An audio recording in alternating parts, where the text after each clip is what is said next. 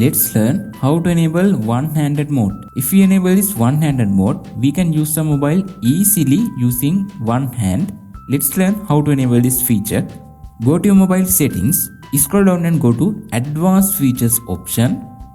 In here, you can enable this one-handed mode option. One-handed mode have two options, gesture method and button method. In here, you can view a preview. If you like to use gesture method, we can enable it like this. We want to set our home button bottom like this. After we can enable one-handed mode in gesture method. I personally like to use this button method. It is very easy to enable one-handed mode. We want to double tap our home screen. After we can easily enable this one-handed mode. This is a very amazing feature. If you like to use this one-handed mode, you can try it.